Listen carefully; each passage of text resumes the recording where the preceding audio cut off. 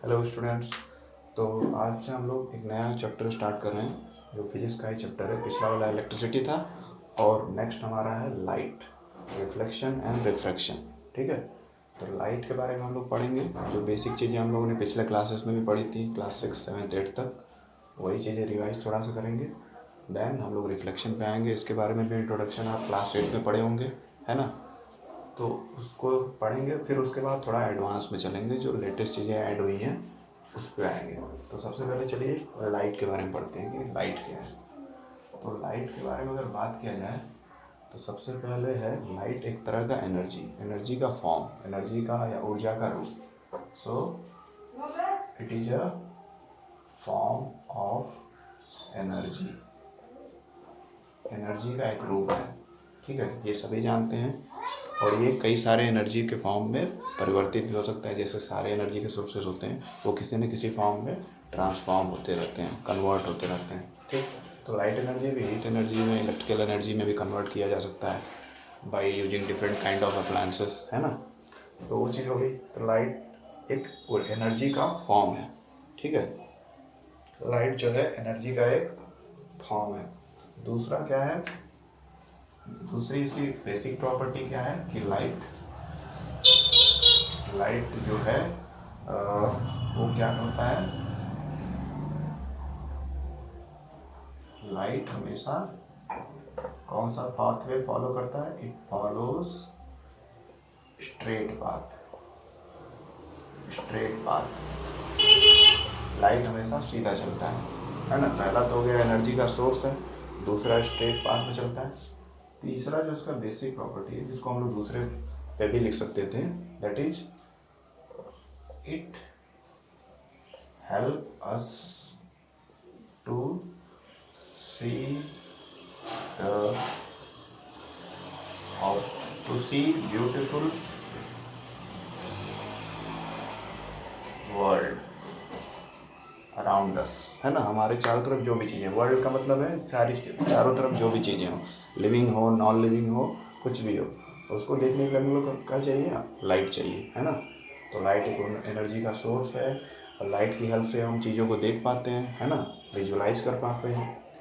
और क्या है कि लाइट हमेशा स्ट्रेट पाथ में चलता है, सीधा चलता है, हमेशा स्ट्रेट पाथ में, कभी ऐसे वैसे नहीं चलता है, टेढ़ा मेढ़ा ऐसे वैसे नहीं, always follow the straight path में, है ना। तो लाइट हमेशा सीधे रास्ते पे चलता है। इसकी एक्टिविटी आप छोटे क्लास में पढ़े होंगे, करे भी होंगे घर पे, है ना। और क्या है, और इसकी बेसिक प्रॉपर्टी है लाइट की क्या है कि लाइट मिलता कहाँ से, सोर्स क्या है, तो लाइट का सोर्स होता है जहाँ से लाइट मिलता है हमको, जहाँ से लाइट निकलता है उनको बोलते हैं ल्यूमिनस ऑब्जेक्ट, ल्यूमिनस ऑब्जेक्ट्स। ठीक है, ऐसे ऑब्जेक्ट जो लाइट प्रोड्यूस करते हैं अपने से, है ना, किसी मैकेनिज्म के थ्रू, उन ऑब्जेक्ट को ल्यूमिनस ऑब्जेक्ट बोलते हैं और वही लाइट के सोर्स होते हैं। जैसे हमारा एग्जांपल में हो जाएगा bulb, tube light, sun, star, etcetera. ऐसी चीज़ें जो अपनी लाइट खुद ही प्रोड्यूस करें, that is those are example of luminous object. ठीक है, ऐसे चीज़ों को ल्यूमिनस ऑब्जेक्ट बोलते हैं और ये सब चीज़ें लाइट का एक बेटर सोर्स होती हैं और इन्हीं इन्हीं लाइट के सोर्स की प्रेजेंस में ही हम लोग चीज़ों को देख पाते हैं और एक्टिविटी करके बता भी पाते हैं कि लाइट जो है स्ट्रेट पाथवे में जाता है, सीधे रास्ते पे चलता है। ठीक है, और क्या है बेसिक प्रॉपर्टी, ये तो तीन इसकी बेसिक प्रॉपर्टी हो गई। और लाइट जहाँ से मिलता है उसको लाइट सोर्स बोलते हैं। ऐसे ऑब्जेक्ट जो लाइट सोर्स का काम करते हैं उनको ल्यूमिनस ऑब्जेक्ट बोलते हैं। कुछ ऐसे भी है, जैसे हम लोग हो गए, हमारा बॉडी हो गया, ह्यूमन बॉडी या और कोई एनिमल का बॉडी या कुछ पत्थर, चट्टान, ये सब चीज़ें हैं, ये तो लाइट प्रोड्यूस करती नहीं है। तो इनको हम लोग क्या बोलेंगे, receiver of light, receiver of light. Light को हम लोग रिसीव करते हैं और फिर रिफ्लेक्ट करते हैं, फिर रिफ्लेक्ट करते हैं, आगे हम लोग पढ़ेंगे। तो रिसीवर ऑफ लाइट यानी कि non luminous object, non luminous objects.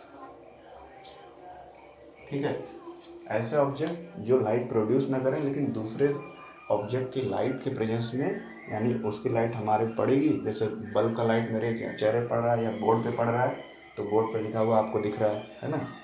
अगर यहाँ लाइट नहीं रहता तो ये बल्ब, मैं इस पर क्या लिख रहा हूँ, ना मैं देख पाता ना आप देख पाते।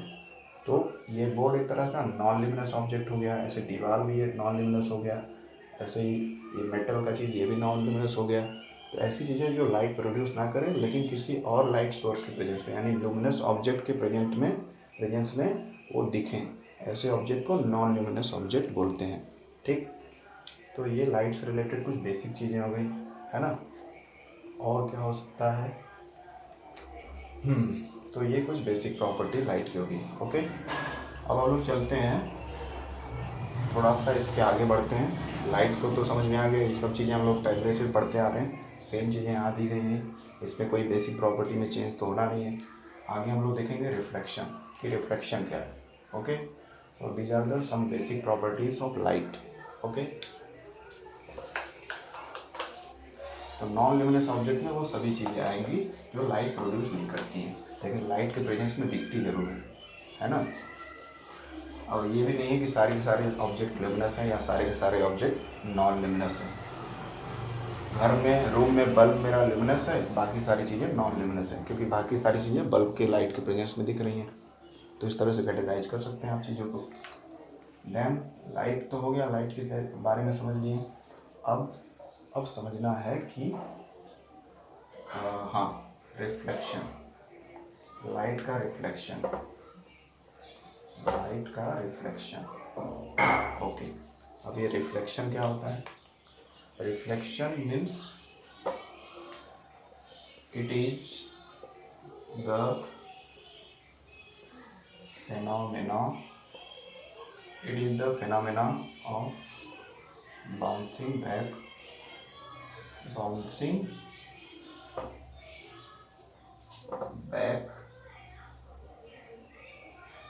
back or returning of light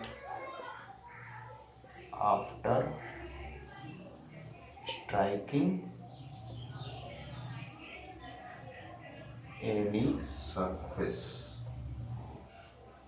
ठीक है, तो रिफ्लेक्शन का मतलब क्या होता है, हिंदी में इसको बोलते हैं अपवर्तन।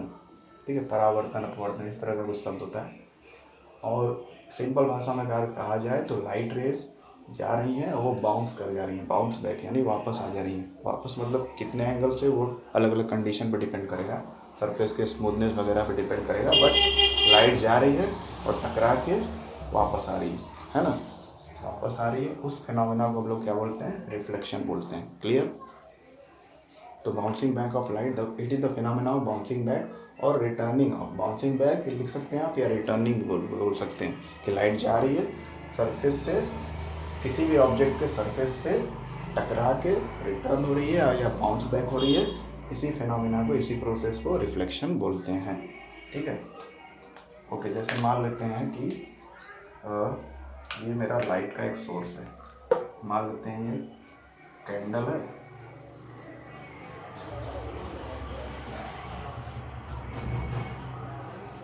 ये हमारा कैंडल है और ये लाइट प्रोड्यूस कर रहा है।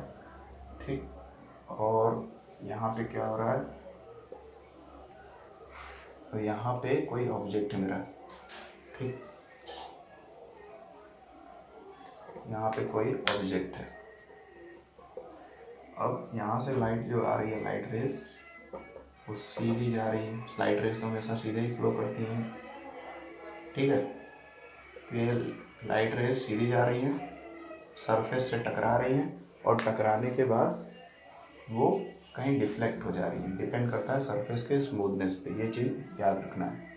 तो मान लीजिए इधर रिफ्लेक्ट हो गई कोई रेस, इधर हो गई रिफ्लेक्ट, तो एक पार्टिकुलर एंगल से रिफ्लेक्ट हो जाती है लाइट रेस। लाइट रेस जा रही हैं, सरफेस वहाँ पे लाइट को रोक दे रहा है, और उस सरफेस से टकरा के लाइट रेस इधर उधर हो जा रही है ना, इधर उधर हो जा रही हैं। और इसी फिनोमेना के थ्रू ही हम लोग चीज़ों को देख पाते हैं, है ना। जो भी चीज़, जैसे मैं देख पा रहा हूँ, मैं लिख पा रहा हूँ, आप स्क्रीन पे देख पा रहे हैं, तो उसका रिजल्ट क्या है कि लाइट रेस बल्ब से आ रही है, एलईडी से आ रही है, बोर्ड पे पड़ रही है, और बोर्ड पे जो मैं लिखा उस पे टकरा के लाइट रेस आपके पास पहुंच रही है ना, इस कैमरे के थ्रू, इस डिजिटल मीडियम के थ्रू, और फिर आप वो देख पा रहे हैं। तो ये ओवरऑल सारा जो हम लोग विजुअलाइज कर रहे हैं, कुछ चीज़ें देख पा रहे हैं, वो सबका बेसिस क्या है, लाइट और उसका रिफ्लेक्शन। लाइट हो और रिफ्लेक्शन ना हो तो कुछ नहीं देख पाएंगे, और लाइट रहेगा तो डेफिनेटली रिफ्लेक्शन होगा, क्योंकि किसी भी सरफेस पर जाएगा तो टकरा के मूव करेगा। अब किस कंडीशन में क्लियर इमेज दिखेगा, किस कंडीशन में क्लियर इमेज नहीं दिखेगा, वो चीज़ें हम लोग आगे पढ़ेंगे। ओके, फिलहाल तो ये हम लोगों ने समझ लिया कि लाइट रेज किस तरह से मूव करते हुए ऑब्जेक्ट के सरफेस पर तक पहुंचती हैं और उससे टकरा के फिर बाउंस बैक हो जाती हैं, रिटर्न हो जाती हैं अलग अलग जगहों पर, और इसी प्रोसेस को हम लोग क्या बोलते हैं, रिफ्लेक्शन बोलते हैं। ठीक है, चलिए ये क्लियर हो गया कि ये हमारा रिफ्लेक्शन हो गया। ओके, तो ये हो गया हमारा रिफ्लेक्शन, लाइट रेज का रिटर्न होना या बाउंस बैक होना किसी भी सरफेस से स्ट्राइक करने के बाद, टकराने के बाद। ठीक है, इस बेसिस पे ये स्ट्राइक जो शब्द है इसका, इस बेसिस पे लाइट का और एक प्रॉपर्टी आता है कि लाइट, ये भी एक बेसिक प्रॉपर्टी है, फिलहाल इसके बारे में आपको पढ़ना नहीं है, हायर क्लास में पढ़ेंगे आप फिजिक्स और केमिस्ट्री में। लाइट एक्ट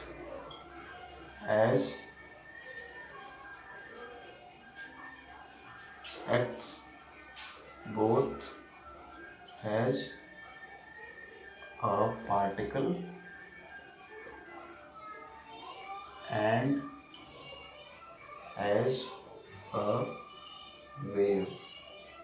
ठीक है, लाइट रेज जो रहती है, लाइट जो है वो पार्टिकल की तरह बिहेव करता है, यानी छोटे छोटे कणों की तरह भी कभी कभी बिहेव करता है, और कभी कभी वो वेव की तरह बिहेव करता है। वेव की तरह जैसे यहाँ पे देखिए, कोई भी सरफेस पे हम लोग बोल रहे हैं, रिफ्लेक्शन का मतलब क्या है, लाइट रेस आया और यहाँ से टकरा गया, टकरा के फिर इधर चला गया।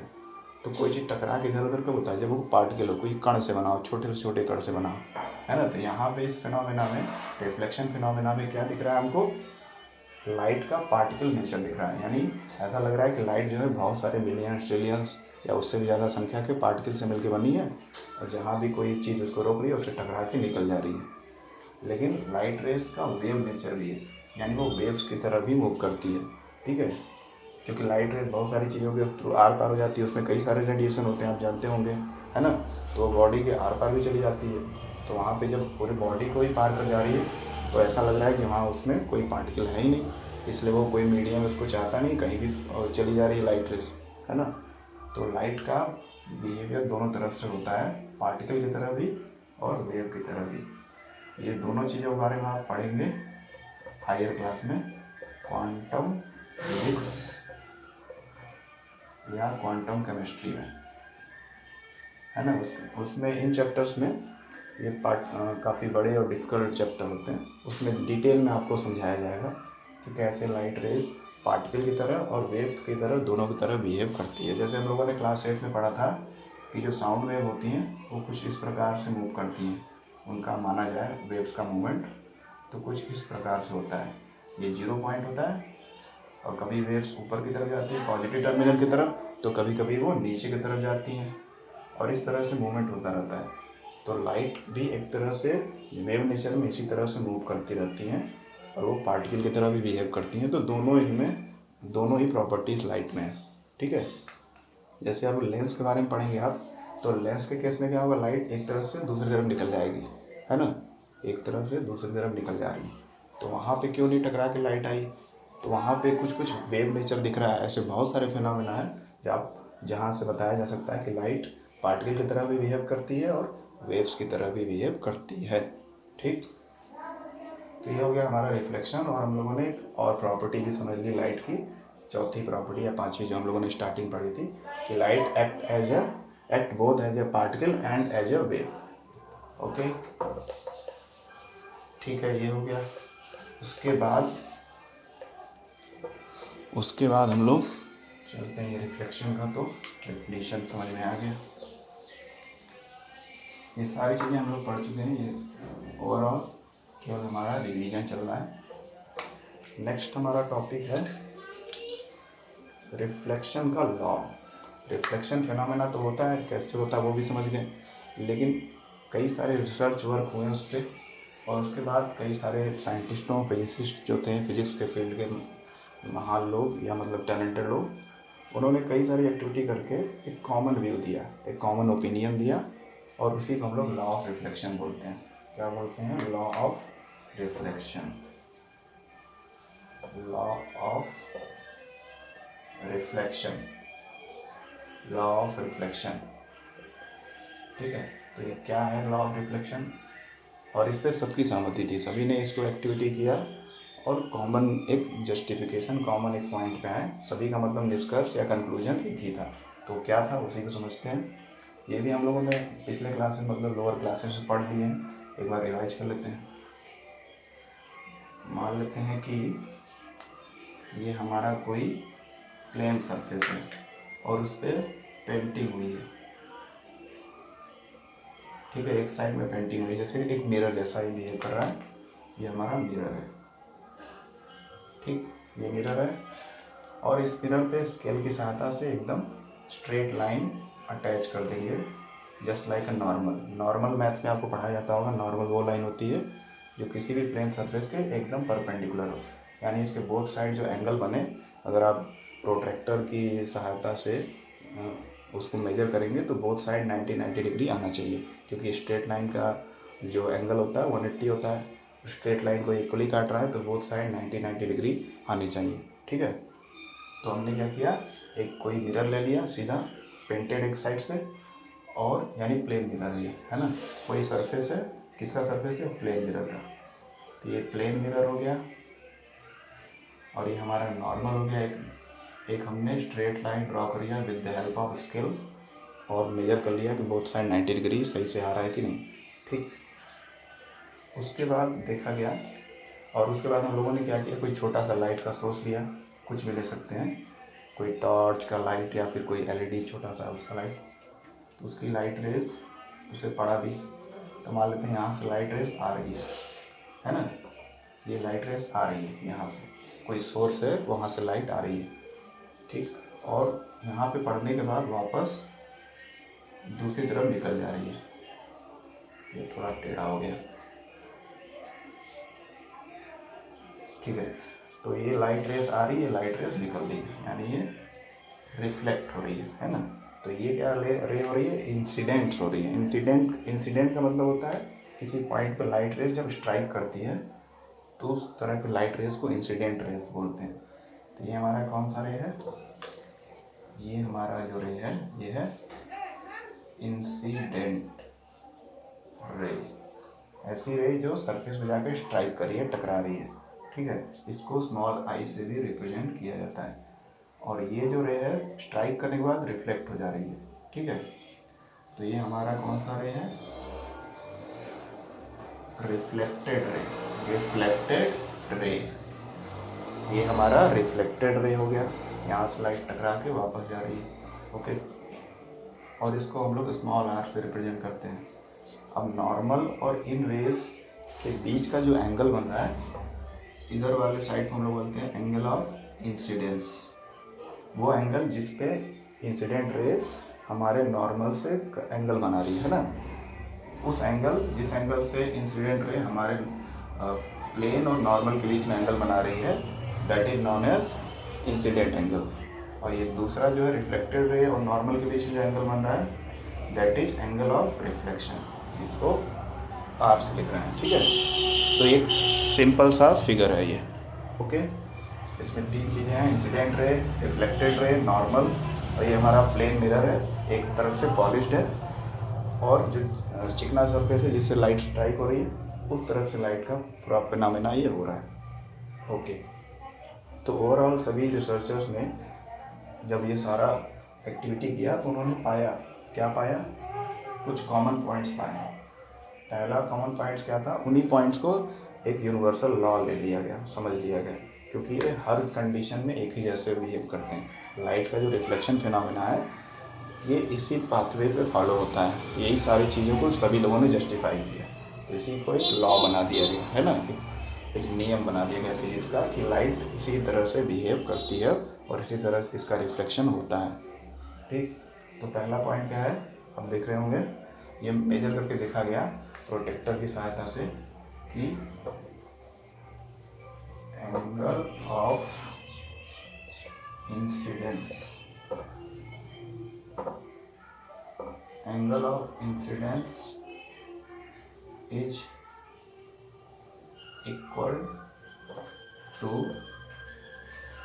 Angle of reflection, angle of incidence is equal to angle of, ये यहाँ पे थोड़ा सा कंफ्यूजन कर सकता है। ठीक है, ये हमारा इंसिडेंट रे है, इंसिडेंट रे।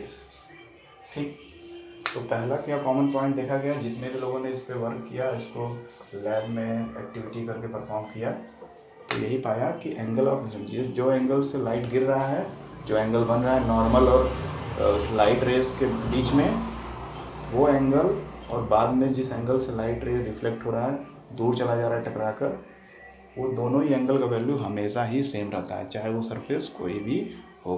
ठीक है, तो angle of incidence is always equal to angle of reflection, that means angle i is equal to angle r. Example के लिए मान लीजिए आप कोई एक्टिविटी करते हैं, इसको करके भी आप देख सकते हैं, एक्यूरेटली यही रिजल्ट आएगा, इसलिए इसको लॉ बना दिया गया, यानी बेसिक जो रिफ्लेक्शन का फिनोमेना है इसी पे बेस्ड होता है, ऐसे ही बिहेवियर होता है रिफ्लेक्शन में लाइट का। ठीक, अब मान लेते हैं कि हमने लाइट कोई 70 डिग्री सेल्सियस से, सेल्सियस नहीं सॉरी 70 डिग्री के एंगल से आ रही है, तो रिफ्लेक्शन किस एंगल से होगा, 70 डिग्री एंगल से ही होगा, हमेशा ही ये दोनों एंगल बराबर ही रहेंगे। ठीक है, angle of incident is equal to angle of reflection, या ऑलवेज भी यहाँ लिख सकते हैं, हमेशा ही वो इक्वल रहता है। ठीक, तो एक तो ये हो गया, ये लॉ का पहला पॉइंट है। तो लॉ के दो बेसिक पॉइंट्स दिए गए हैं। ठीक है, एक तो ये हो गया, दूसरा क्या है, दूसरा आप देखेंगे इस फिगर में कि जो इंसिडेंट रे है, यानी जो लाइट गिर रही है किसी लाइट सोर्स से आते हुए, और जो रिफ्लेक्टेड रे यानी लाइट रे स्ट्राइक करने के बाद, टकराने के बाद वापस जो जा रही है किसी अन्य दिशा में किसी और एंगल से, और ये जो नॉर्मल हमने ड्रॉ किया है इमेजिनरी लाइन है ना, जो पहले से हम लोग ड्रॉ कर लिए उसके बाद एक्टिविटी को किए हैं, तो आप देख पा रहे होंगे कि incident ray, normal, reflected ray, ये तीनों किस पॉइंट से अटैच है, इस पॉइंट से, इसको कुछ नाम दे सकते हैं, ओ पॉइंट है ना, और ये ओ पॉइंट किस पे है, इस प्लेन पे है। तो दूसरा जो लॉ का दूसरा मेन पॉइंट वो पाया गया कि किसी भी सरफेस पे जब रिफ्लेक्शन होता है, जब लाइट गिरती है, तो उस सरफेस पे इंसिडेंट रे, नॉर्मल और रिफ्लेक्टेड रे तीनों ही पाए जाते हैं। ऐसा नहीं होगा कि दो पाए जाएंगे और तीसरा नहीं पाया जाएगा, तो वो फिर लॉ ऑफ रिफ्लेक्शन को फॉलो नहीं करेगा। ठीक, तो दूसरा कॉमन पॉइंट क्या है, दूसरा कॉमन पॉइंट है कि इंसिडेंट रे, एक मिनट, ठीक हो गया,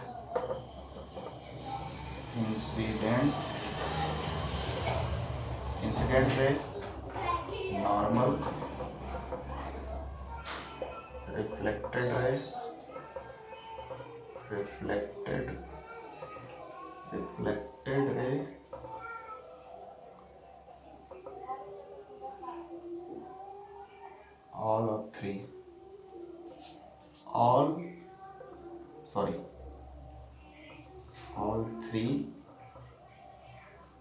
all three lies on a same plane, on a same plane। ठीक है, तो incident ray, normal, reflected ray तीनों ही किस प्लेन सरफेस से अटैच्ड हैं, एक ही प्लेन सरफेस से। जहाँ भी रिफ्लेक्शन फिनोमेना होगा वहाँ पर ये तीनों ही एक ही सरफेस से रहेंगे, यानी कि दो इस एक सरफेस में, तीसरा किसी और सरफेस से हो रहा है तो वो नहीं होता है, तब तो वो लॉ ही फॉलो नहीं करेगा, लॉ ऑफ रिफ्लेक्शन का। ठीक, तो ये दो बेसिक पॉइंट है, इसी को हम लोग लॉ ऑफ रिफ्लेक्शन बोलते हैं, और ये हर कंडीशन में फॉलो होता है। ठीक, कि एंगल ऑफ इंसिडेंस हमेशा एंगल ऑफ रिफ्लेक्शन के बराबर होगा, एंगल ऑफ इंसिडेंट कौन बनाता है? इंसिडेंट रे जो गिर रहा है। और एंगल ऑफ रिफ्लेक्शन कौन बनाता है? रिफ्लेक्टेड रे जो स्ट्राइक करके वापस निकल रहा है। और नॉर्मल हम लोग एक ड्रॉ करते हैं, ठीक। और incident ray, normal, reflected ray, ये तीनों के तीनों एक ही प्लेन पे लाई करते हैं। लाइज का मतलब तीनों एक ही प्लेन पे मौजूद होते हैं, अलग अलग प्लेन पे नहीं। अलग प्लेन पर रहेंगे तो फिर ये लॉ ऑफ रिफ्लेक्शन का वायलेशन होगा, और ऐसा कभी होता नहीं है। तो ये जो चीज़ें पाई गई हैं ओवरऑल हर जगह, उसके बेसिस पे थ्योरी दी गई है। ये 2 पॉइंट्स दिए गए हैं, इसी को हम लोग लॉ ऑफ रिफ्लेक्शन बोलते हैं, ठीक है। अच्छा, ये हो गया। ओके, चलिए अब ये क्लियर हो गया लॉ ऑफ रिफ्लेक्शन। इसको भी हम लोगों ने पढ़ा था पिछले क्लासेस में। चलिए अब क्या पढ़ा है, अब क्या पढ़ सकते हैं?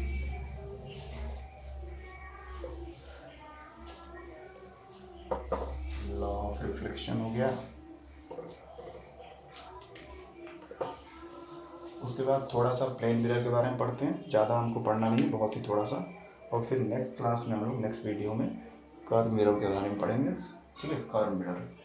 तो फिलहाल प्लेन मिरर के बारे में थोड़ा सा पढ़ लेते हैं। प्लेन मिरर,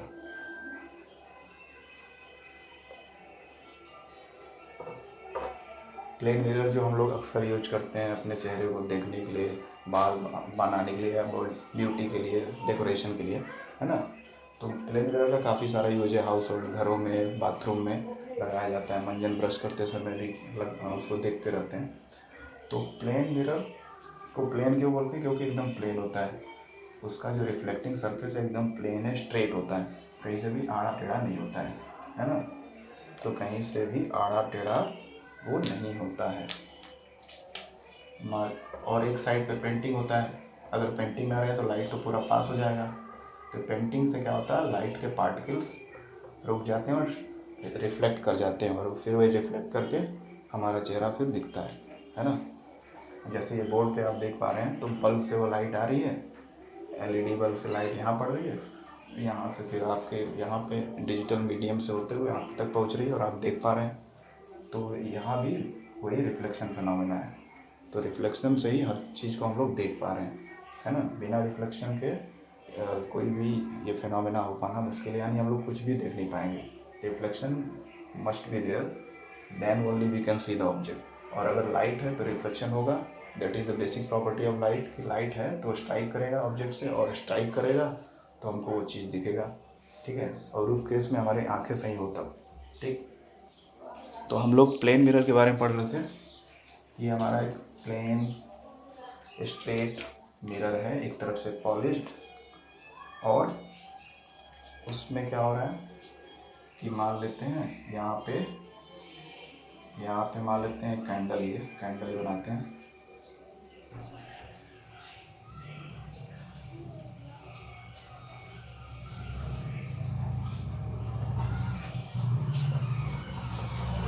तो ये हमारा कैंडल है और ये लाइट दे रहा है, जल रहा है, ठीक है। ये लाइट दे रहा है कैंडल, और क्या होगा फिर, बस इसका 3D बनाते हैं पिक्चर का, है ना। ये हमारा आईना है और इसमें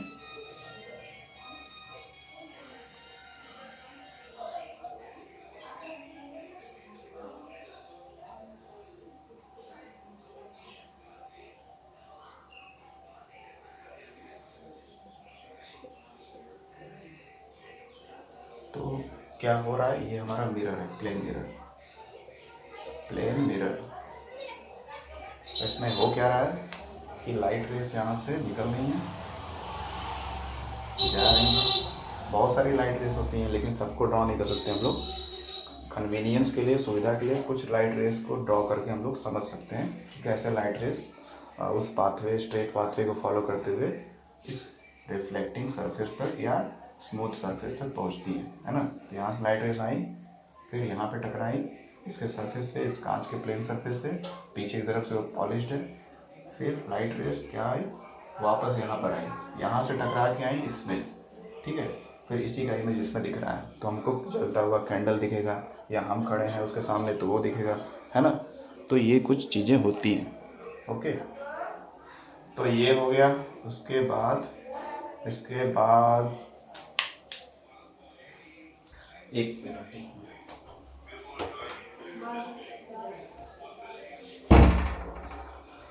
तो इसके बाद, हाँ, तो इसी तरह से हम लोग चीज़ों को देखते हैं प्लेन मिरर के अंदर, है ना। अब क्या हुआ, ये जो ऑब्जेक्ट रखा रहता है प्लेन मिरर के बाहर, मान लेते हैं ये 10 मीटर पे, है ना। कोई भी चीज़ रखा है प्लेन मिरर से, हम लोग 10 मीटर की दूरी पे हैं, तो हमको लगेगा कि ये ऑब्जेक्ट भी उसके अंदर 10 मीटर पे है, आपको ऐसा आभास होगा, है ना। तो आभास हो रहा है, एक्चुअली में तो ऐसा है नहीं, ऑब्जेक्ट तो बाहर है, लेकिन ऐसा फील हो रहा है कि जो ऑब्जेक्ट है उतनी दूरी पर है जितने दूरी पर वो अंदर है। तो यानी अगर हम लोग इमेज के दूरी से मेजर करें, जहाँ इमेज बन रहा है इस चीज़ का, अगर ये 10 मीटर केवल मिरर से दूर है और लग रहा है हमको कि मिरर के अंदर भी 10 मीटर है, तो टोटल इमेज से और इस कैंडल की दूरी कितनी हो जाएगी, 20 मीटर, दोगुनी हो जाती है ना, दोगुनी हो जाती है। ठीक, इसलिए हम लोग जब मूव करते हैं आईने के सामने या पीछे जाते हैं, तो हमको लगेगा कि दोगुनी रफ्तार से वो ऑब्जेक्ट चल रहा है, आ रहा है या जा रहा है। तो यही फिनोमेना है, जस्ट डबल उसका दिखता है, और ऐसा ये आभास होता है, एक्चुअली में तो ऐसा होता नहीं है, क्योंकि यहाँ पर वर्चुअल इमेज बनता है, वर्चुअल इमेज, ठीक है, वर्चुअल इमेज यहाँ पर बनता है, वर्चुअल इमेज, और साथ ही कैसा, लेटरली इन्वर्टेड।